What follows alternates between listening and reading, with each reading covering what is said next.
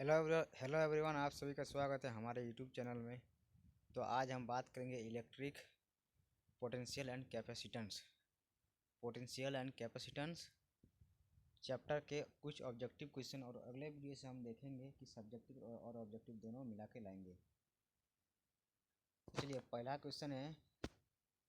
Question ये है, if a electric be if a dielectric be introduced between plates of a parallel plate capacitor, then the value of its capacitance, तो आप जानते हैं increase होगा। ठीक है, तो 38 नहीं, मतलब पहला का हो गया ऑप्शन बी।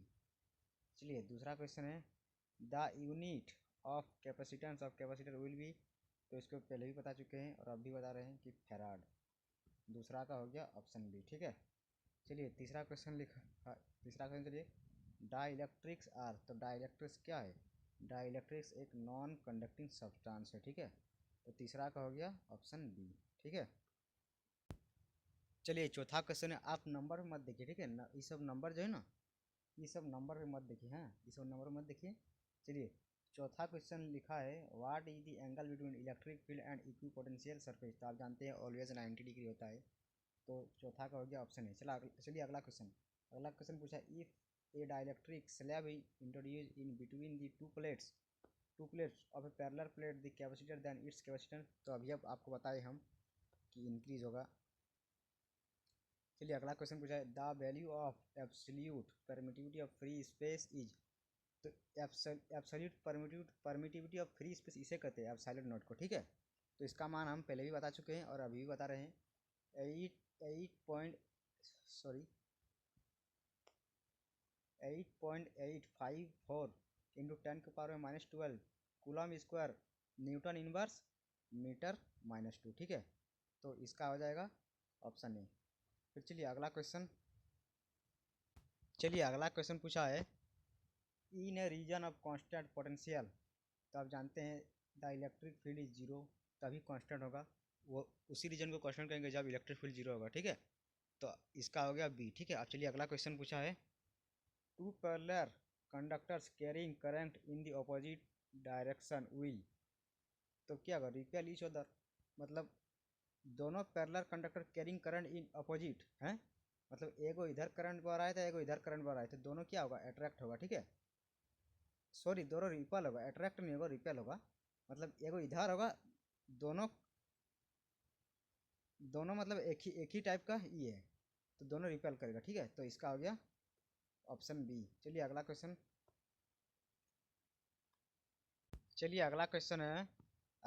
है, the dielectric constant of a metal is, तो ये इन्फिनिटी होता है। ठीक है, इन्फिनिटी होता है, तो इसका हो गया ऑप्शन सी।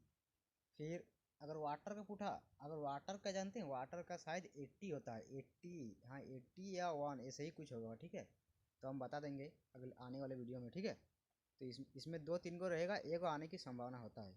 इसलिए अगला question, choose the SI unit of electric potential energy, तो आप जानते हैं कि जूल।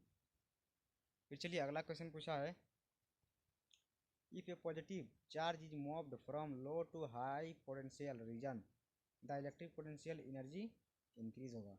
ठीक है, चलिए अगला क्वेश्चन, अब यहाँ से करंट इलेक्ट्रिसिटी का क्वेश्चन स्टार्ट हो रहा है। ठीक है, तो पहला क्वेश्चन पूछा है, volt is the unit for which physical quantity, तो आप जानते हैं ईएमएफ और पोटेंशियल डिफरेंस दोनों का होगा। ठीक है, ईएमएफ मतलब जानते होंगे आप लोग, और ईएमएफ मतलब और पोटेंशियल डिफरेंस दोनों का होगा। ईएमएफ मतलब इलेक्ट्रोमैग्नेटिक फोर्स। ठीक है, चलिए अगला question, how resistance of a wire is affect by increasing its length, तब जानते हैं रेजिस्टेंस इंक्रीज तभी होगा, इसका अफेक्ट होगा। ठीक है, अब चलिए अगला क्वेश्चन पूछा है, SI unit of electric current is, तो एसआई यूनिट और इलेक्ट्रिक करंट का जो है ये होगा एम्पियर। ठीक है,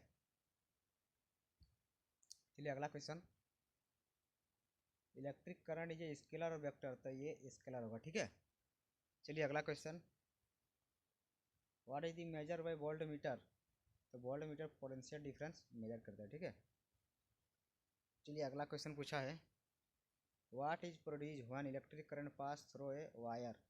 तो क्या प्रोड्यूस करता है, हीट प्रोड्यूस करता है, ठीक है। चलिए अगला क्वेश्चन लिखा है, pure water pure water is a pure water is a खाली डैश ऑफ इलेक्ट्रिसिटी। तो आप जानते हैं बैड कंडक्टर, ठीक है। चलिए अगला question, which instrument is use to measure electric current. तो एमीटर यूज करते हैं, ठीक है। चलिए अगला question, what is called continuous flow of electrons. तो इलेक्ट्रिक करंट। चलिए अगला question, what is the condition for applying Ohm's law. तो कंडक्टर एट जब कांस्टेंट टेम्परेचर होगा तभी जो है मतलब ये अप्लाई होगा ओम्स लॉ, ठीक है। चलिए अगला क्वेश्चन, पूछा है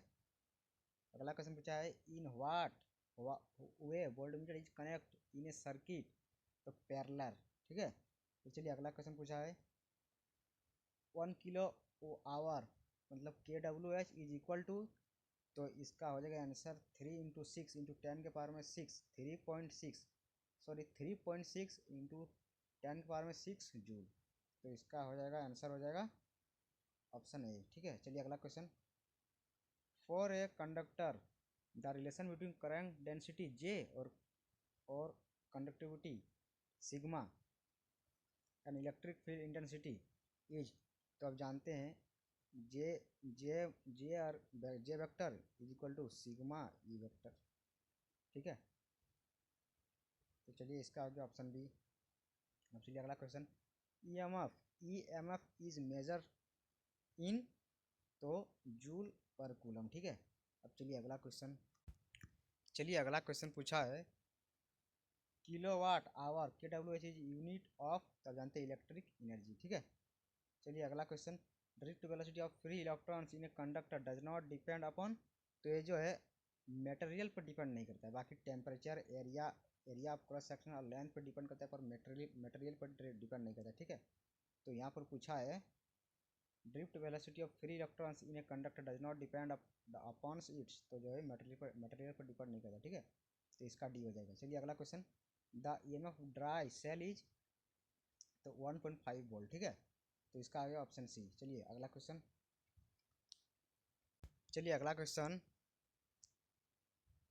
the SI unit of resistance is. तो जानते होंगे ये आप लोग, ओम हो जाएगा। तो चलिए अगला question, dimension of electrical resistance is.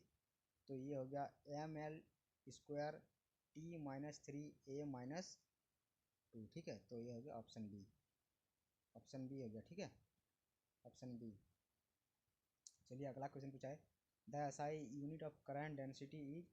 तो ये जानते हैं एम्पियर पर मीटर स्क्वायर, ठीक है। अब चलिए अगला क्वेश्चन पूछा है, तो इसका हो गया ऑप्शन ए है, इसका ऑप्शन हो गया। अब चलिए अगला question, which of the following relation is called as current density. जानते हैं I/A, आई जहाँ करंट है, ए एम्पियर है, ठीक है। सॉरी, आई जहाँ करंट है और ए एरिया है, ठीक है। चलिए अगला क्वेश्चन पूछा है, इन electric current the algebraic sum of current meeting A point. तो जानते हैं 0। अब चलिए अगला क्वेश्चन पूछा है, filament of bulb is made of which metal. तो जानते हैं टंगस्टन, ठीक है, टंगस्टन हो जाएगा, इसका टंगस्टन हो जाएगा। अब चलिए अगला question, Kirchhoff's first law junction rule is based upon the law of conservation of. तो ये जानते हैं चार्ज, मतलब पहला जो लॉ है किरचॉफ का 2 लॉ है, ठीक है, एक जंक्शन रूल और एक क्लोज लूप, ठीक है। एक जंक्शन रूल और एक लूप होता है और एक रूल होता है। तो पहला जो है फर्स्ट लॉ, उसे जंक्शन रूल कहते हैं और फर्स्ट लॉ कहते हैं। तो वो जो है बेस्ड है कंजर्वेशन ऑफ चार्ज पर, और दूसरा जो है, जो दूसरा लॉ है उसमें जो है एनर्जी पर बेस्ड है। तो ठीक है, तो यहाँ पर पूछा है कि फर्स्ट लॉ, तो ये जो है चार्ज पर है। और किरचॉफ लॉ कर लीजिएगा, चाहे 5 नंबर या 3 नंबर एक आएगा, इसमें गारंटी है, ठीक है। 2025 में आया था इसमें से, मतलब किसी में से आएगा एगो, ठीक है। चाहे दोनों दे देगा, पूछ देगा 3 नंबर में और डेरिवेशन, और दोनों दे देगा, बोलो 5 नंबर के बना दो, तो बनाएगा ये सब।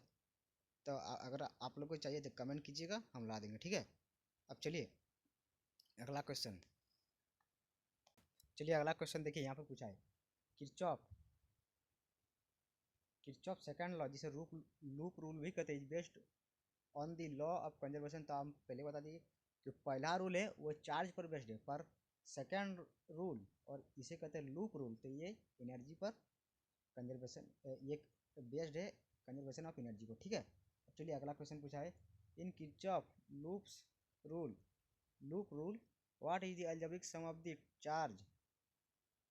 Charge to potential round the loop. तो algebraic sum of all the potential drops, ठीक है। तो ये हो गया, ये हो गया। एक्चुअली अगला question for which of the following dependencies of drift velocity, मतलब B D on electric field E Ohm's law is obeyed. तो B D directly proportional to E, ठीक है। देखिए डायरेक्टली प्रोपोर्शनल टू उसे कहते हैं जो सीधा मतलब ऐसा रहेगा, उसके बराबर में रहेगा, और इन्वर्सली प्रोपोर्शनल उसे कहते हैं जिसे 1/a कुछ रहेगा यहाँ पर, जैसे हम मान लेते हैं x, तो ये रहेगा। और जब इन्वर्सली प्रोपोर्शनल रहेगा है तो जब e बढ़ेगा तब e घटेगा, और जब e बढ़ेगा तब e घटेगा। मतलब इन्वर्सली प्रोपोर्शनल मतलब एक दूसरे के अपोजिट होता है, जब एक बढ़ता है तब दूसरा घटता है, जब दूसरा घटता है तब दूसरा घटता है तब पहला बढ़ता है, ठीक है। और डायरेक्टली प्रोपोर्शनल में क्या होता है कि इसमें जो है एक बढ़ता है तो दूसरा भी बढ़ता है, ठीक है। और जब दूसरा बढ़ता है तब एक भी बढ़ता है, तो वही पूछा है for which of the following dependencies of drift velocity B D on electric field E Ohm's law is obeyed. तो B D directly proportional to electric field, ठीक है। तो इसका हो गया ऑप्शन ए। अब चलिए अगला क्वेश्चन, चलिए अगला क्वेश्चन पूछा है the example of a non ohmic resistance is, तो डायोड, ठीक है। अब चलिए अगला क्वेश्चन पूछा है Kirchhoff first and second law for electrical circuits are consequences at. तो पहला क्या है, पहला जो है conservation of electric charge and दूसरा जो है एनर्जी रिस्पेक्टली। तो पहले हम पहला लॉ जो है फर्स्ट लॉ पहले तो चार्ज पर डिपेंड है, मतलब चार्ज पर कंजर्वेशन ऑफ चार्ज पर है, तो चार्ज हो गया पहला लॉ, और सेकंड लॉ हो गया एनर्जी रिस्पेक्टली, ठीक है। तो ये है, ये क्या बोला है Kirchhoff first and second law for electrical circuits are consequences of on नहीं ऑफ है, ठीक है। तो ये हो जाएगा conservation of electric charge and energy respectively, ठीक है। तो ये हो जाएगा। चलिए अगला question the specific resistance of a rod of copper as compare to that of thin wire of copper is. तो ये जो है सेम हो जाएगा, ठीक है। ऑप्शन सी हो जाएगा, ठीक है। अब चलिए अगला क्वेश्चन, चलिए अगला क्वेश्चन पूछते हैं। अगला क्वेश्चन है name the material which give less resistance with increase in temperature. तो ये हो गया सिलिकॉन, ठीक है। सिलिकॉन हो गया। अब चलिए अगला question ohms law is follow by. तो ओम्स लॉ क्या फॉलो करता है, कंडक्टर फॉलो करता है, ठीक है। अब चलिए फिर पूछा है ohms law is valid when the temperature of conductor is. तो ये कांस्टेंट रहेगा तभी वैलिड होगा, ठीक है। अब चलिए अगला क्वेश्चन है the resistivity of material of a conductor depends on. तो ये जो है टेम्परेचर पर डिपेंड करता है, ठीक है। अब चलिए अगला क्वेश्चन